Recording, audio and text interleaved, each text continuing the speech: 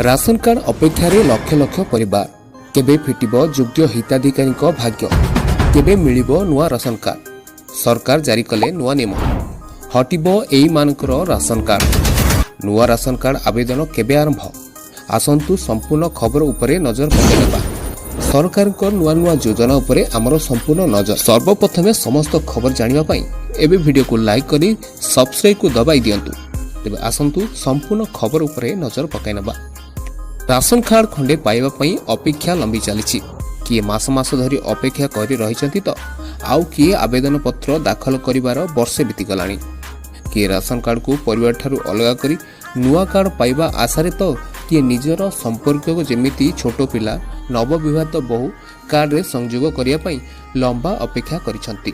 पूर्व सरकार विभिन्न समय संयोग प्रक्रिया आरंभ करथिले मध्य ताहा एजाए फलप्रद होई पारि नाही। सरकारी राशन गणाक स्वप्न होई रहिछि लक्ष लक्ष परिवारक पई। अन्यपटे नकली हिताधिकारी टन टन खाद्य सामग्री वर्ष वर्ष धरी हड़प करुछंती ना नकली हटुचंती ना आवेदन करिथिबा योग्य लोक संयुक्त होई पारुछंती।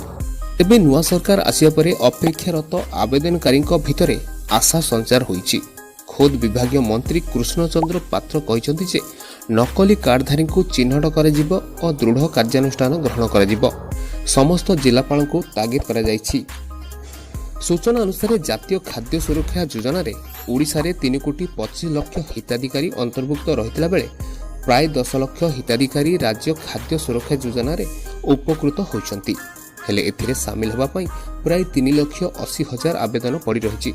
2015-16 मसिया नकली को धरिया पई जोरसोर धरपकड़ आरंभ होइतिला।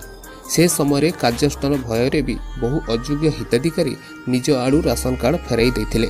अनेकंक उपरे କାର୍ଯ୍ୟାନୁଷ୍ଠାନ मध्य होइतिला।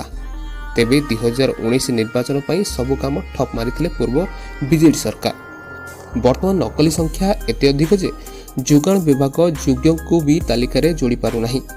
तेबे नुआ सरकार ए दिगरे दृष्टि देबाको विभिन्न महलरु दाबी होइछि। तेबे आपनकर राशन कार्ड रे ना रहिछि कि नाही निहाती कमेंट करंतु।